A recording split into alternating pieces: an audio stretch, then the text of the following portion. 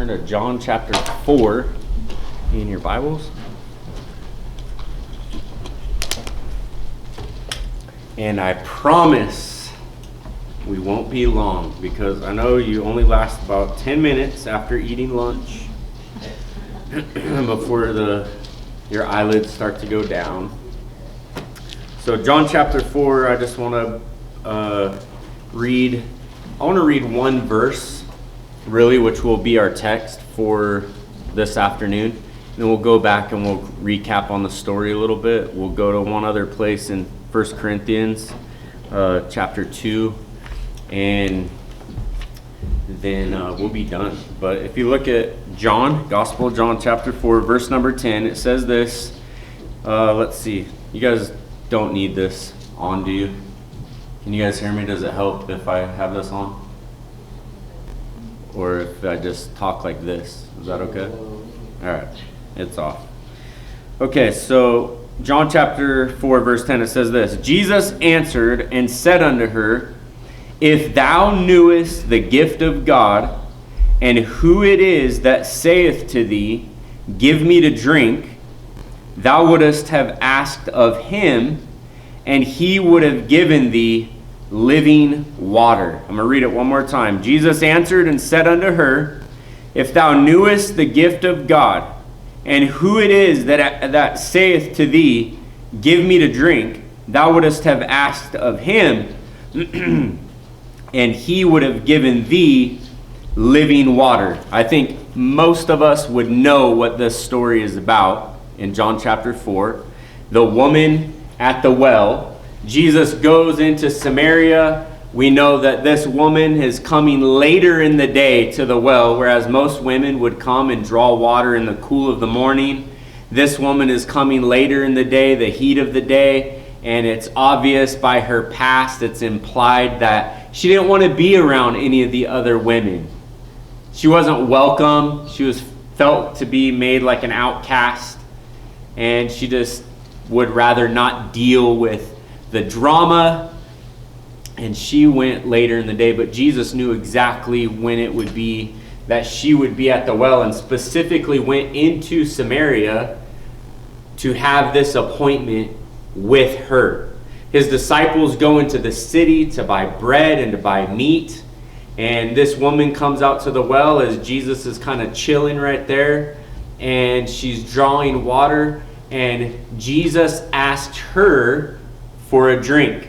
Now, this Samaritan woman knows that the Jews have no dealings with them, because most of the time the Jews, they think they're better. You know, they don't want anything to do with the Samaritans, because the Samaritans are half Jew and half Gentile, and they're looked down upon by both.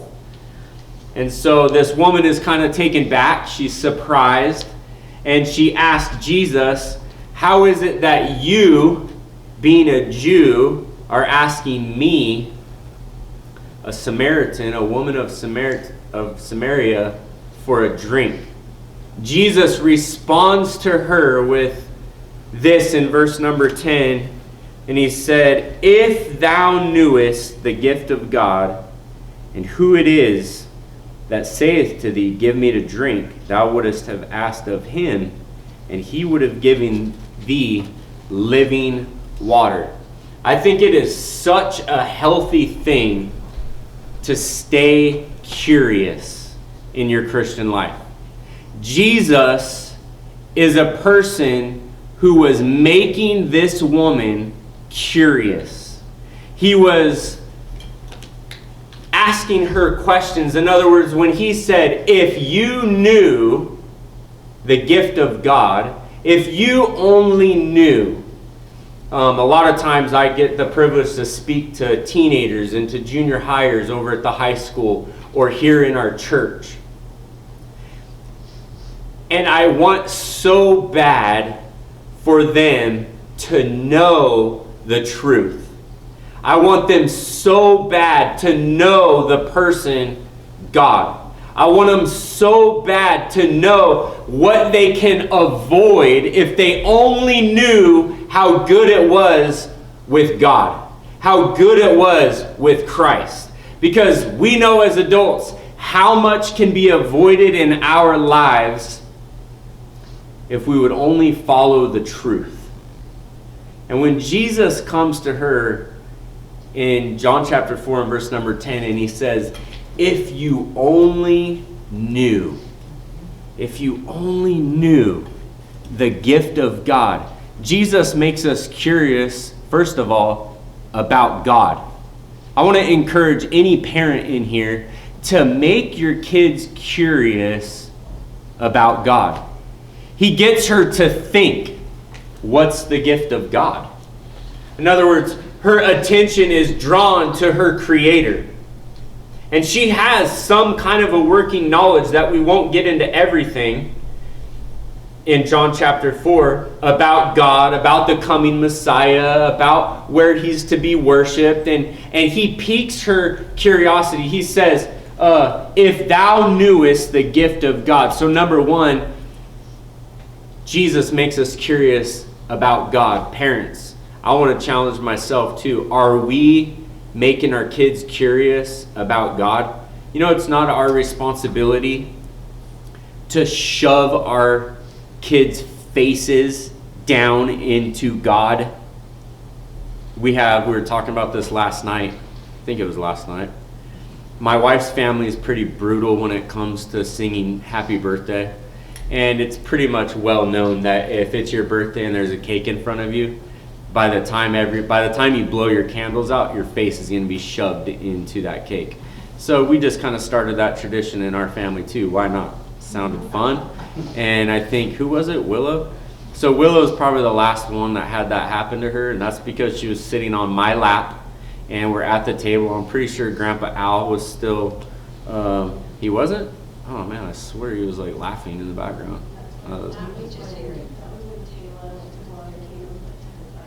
Oh, okay. So Willow's sitting on my lap. The cake is sitting on a glass like thing that makes it stand up off the table. And everybody's like, happy birthday, dear Willow, happy birthday to you. And I shoved her face in the cake. Well, I kind of got a little carried away and her mouth slams into the glass dish. And she's crying and the whole, it just was a bad idea. So that was like the last time that we did that. Why am I saying that? Where was I going with that? Yeah, okay, I'm not. So God doesn't want us as parents to shove our kids' face into God. But what he does want us to do is follow his example. And when he says, if thou knewest the gift of God, in other words, man, I want my kids to realize, man, if you guys only knew how good God was. You know, Romans 2 says the goodness of God leads us to repentance. It's not the guilt motivated guilt trip that we put on our kids. It's not the list of rules that they haven't followed or kept or measured up to, or comparing them to this brother or this sister or this person's kid who's not like them. No, it's like, man, if thou knewest the gift of God. Jesus piques our curiosity when it comes to who God is. But then look at secondly in verse number 10, it says, and who it is that saith to thee. In other words, he's also piquing her curiosity. He's making her curious about who Jesus is. So number one, he's making her curious about who God is. Number two, he's making her curious about who he is. He's like, hey, if you knew the gift of God and he who is saying to you, in other words, if you knew who God was, his gift, if you knew who I was, and so here this woman who has a past that she's embarrassed to come out to the well with the rest of the women. She's embarrassed. She's kind of hiding, if you would, and she didn't know she was going to meet Jesus out there at the well. He's saying, hey, if you knew the gift of God, if you knew who was talking to you right now, he's making her curious about God. He's making her mind is like turning, and she's putting these bits and these pieces. She's maybe things she's learned as a child, maybe things that other people she's heard them talking about or praying about, and God's starting to connect some dots for her. He makes her curious about himself, and then he makes her curious about what he has to offer her when he says in verse number 10, and who it is that saith to thee, give me to drink, that thou wouldest have asked of him, and he would have given thee living water. God makes us curious about himself when we come into this world. Romans chapter 2 says that by the creation of our world, you're mentioning being in Mexico and seeing the beauty that's down there. God says that we are without excuse because of creation. We're without excuse because of our conscience. I want to challenge you guys as adults, especially, to make your kids curious about who God is. Because when they go with a healthy curiosity to the Word of God, and they're like, man, who is this God that made this? How was this created? Who is Jesus? And what does he have to do with me?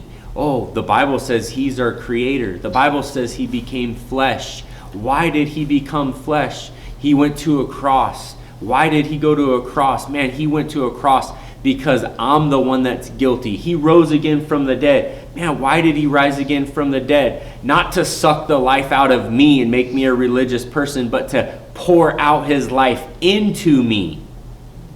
And he makes us curious. He tells this woman at the well, if you knew who it is that's talking to you, you would have asked of me, and I would give you living water. If you drink of this water in the well, you'll thirst again. But if you drink of the water that I have, you'll never thirst. This morning with the teens, I tried to basically kind of lead off or play off of what we taught in FCA at the high school on Wednesday, and that is this: Satan has always got a counterfeit. He always has a counterfeit. He has a path for you to go down that will lead you to destruction and regret and misery, but he also has, God has this real path with real sustenance, with that will lead you to real contentment. And when you follow that path and you have that God and that relationship with him, he leads you to a place like where he says to this woman, if you drink of that water, you'll thirst again. But if you drink of the water that I have, you'll never thirst. And you know what? It's so awesome when you can be content with the person Christ, because you don't have to go looking anywhere else. Amen. You don't need anything else. Peter said this after a lot of the disciples were leaving Christ, and Christ asked his disciples and he said, will you guys leave me too? Are you guys going to leave me too? And Peter said, Lord, to whom will we go? You have the words of eternal life.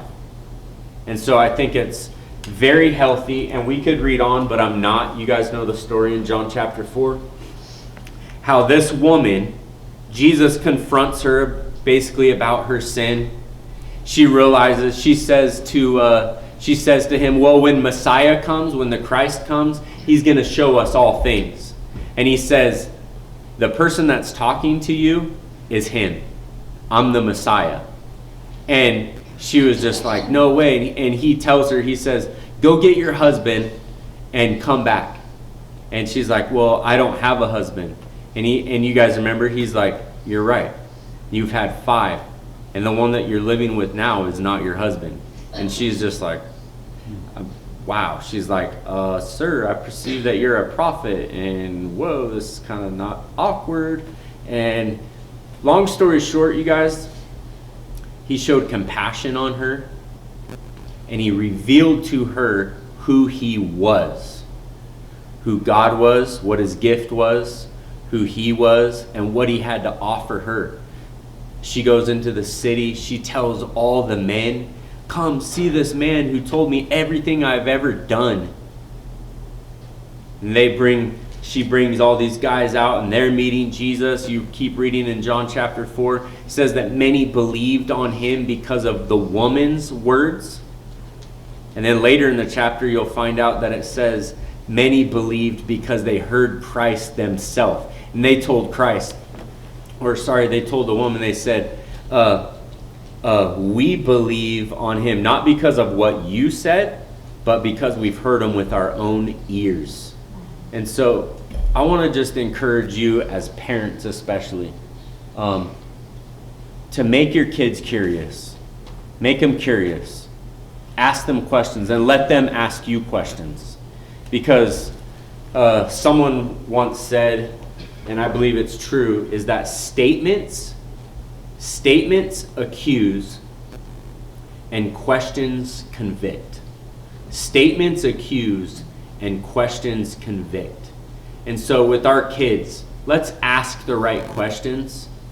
Let's ask them the right questions when we're dealing with them about the gospel, about what they believe, about where their faith is at. And let's be patient with our kids. Let's let them grow. Let's not shove their face in the cake, but let's show them that cake is really, really good. You know what the Bible says? Oh, taste and see that the Lord is good. And you know what? When our kids fall flat on their face because of a mistake that they've made or something that they believe that is false, let that run its course. Be there for them. Correct them. I'm not saying they get away with murder, but I'm saying that you lovingly let your kids grow, just like Christ lovingly lets us grow. Like this woman that nobody wanted anything to do with, you know who went all the way out of his way to spend time with her and to make her curious about himself. Your neighbors want to be curious. They're curious about you. They're curious about why you leave every Sunday morning. They're curious about why you're not cussing and screaming and yelling at your wife or your kids. They're curious about your marriage. They're curious about your whole life. And when you get the opportunity to talk to them, you're able to do what Christ did and ask them a question. Do you know? Are you 100% sure that you're on your way to heaven? Do you know the Lord? Do you know God? And you have the ability to just point them to Christ, because that's what we do as believers. We just point. We're just a signpost, and we just point them to the Lord. I really appreciate how in Timothy, basically the responsibility of a pastor, it's like preach the word and be an example to the believers. You preach the word with your mouth, and then you live it with your life. And if you mess up, you know, it's like being in a basketball game. The referee blows the whistle. What do? Man, you raise your hand, you show them your number, and you keep playing. And it's the same thing in life. Kids, you mess up, raise your hand. God, I blew it. I'm sorry. Agree with God. Repent. Agree with God. Show them your number. And then you get right back in the game. And you keep going. That's your whole life. Let's pray and we'll be done. Father in heaven, I love you.